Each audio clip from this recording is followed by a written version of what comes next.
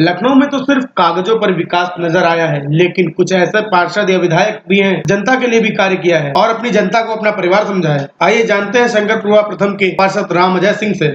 Sir, अपना संक्षिप्त परिचय दीजिए। मैं राम अजय सिंह यहाँ से पार्षद हूँ, शंकरपुरा प्रथम से। और फर्स्ट बार चुनाव लड़ा था मैं यहाँ से और आप लोग के आशीर्वाद से पहली बार ही विजय हो गया और तब से निरंतर जनता की सेवा कर रहा हूँ। चुनाव लड़ने की प्रेरणा आपको कहाँ से मिली थी? सब पहले तो मैं छात्र राजनीति में भी रहा हूँ और भी कई समाज सेवी कार्यक्रम करता रहा हूँ और पार्टियों से भी जुड़ा रहा हूँ, पर कहीं भी सेटिस्फेक्शन नहीं मिला। फिर कुछ समय के लिए मैं अपने वर्क, जैसे मेरा कंस्ट्रक्शन का काम है, मैं उसमें चला गया। जब कभी भी मैं लौट के आता था, अपने घर पहुँचता था, क्षेत्र में आता था रात बिरात, तो हमको कहीं से साधन नहीं मिलते थे। कोई भी गाड़ियाँ आने को, ऑटो वगैरह जो है तैयार नहीं होता था हमारे कॉलोनी में, क्योंकि रास्ते बहुत ही ज़्यादा ख़राब थे।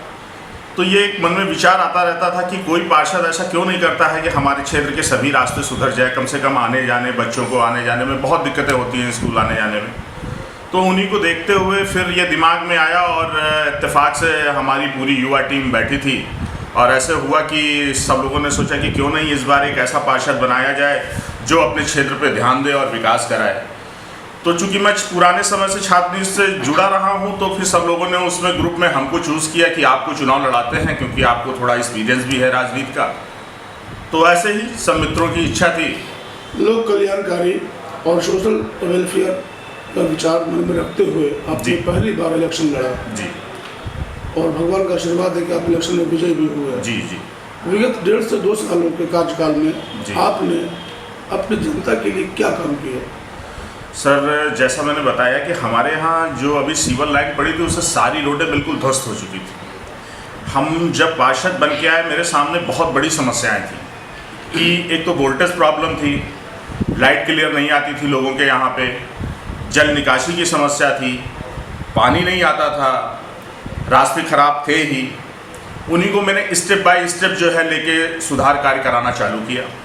पहली प्राथमिकता मैंने सड़कों की दी कि लोग सही से चल तो सके कम से कम। उसके बाद फिर मैंने जो है पानी के लिए व्यवस्थाएं की, जलकल की जो है मैंने 3-4 टेबुल लगवाए, जैसे अभी कमला नेहरू नगर में लगा है, अबरार नगर में लगा है, और करीब 10-12 ट्रांसफार्मर लगवाए जिससे कि वोल्टेज प्रॉब्लम सॉल्व हो सके।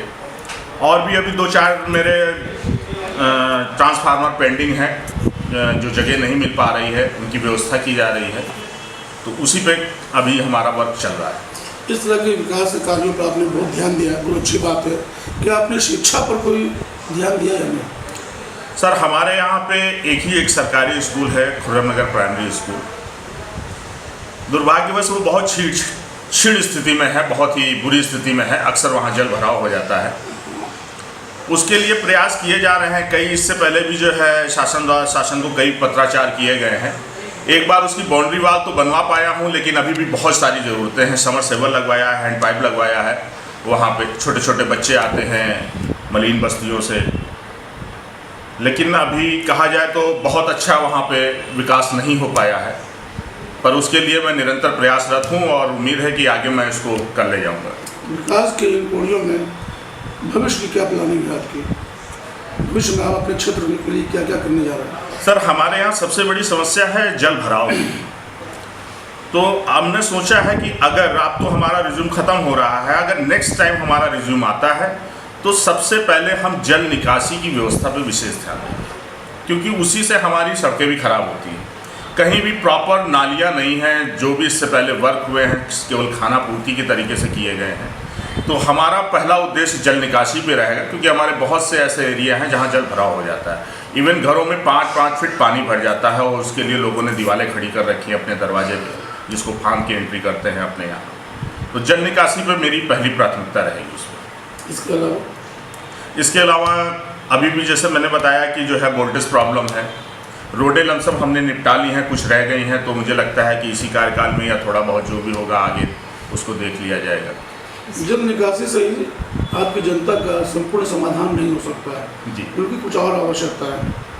शिक्षा है, वृद्धा पेंशन वगैरह है, विकलांग पेंशन है, क्या आपने इन सब चीज़ों पर कोई ध्यान दिया या नहीं? सर बिल्कुल जो है जो भी हमारे यहाँ 2-3 मलिन बस्तियाँ हैं जहाँ से लोग अक्सर आते रहते हैं, गांव पड़ते हैं 2-4, वहाँ से लोग आते रहते हैं।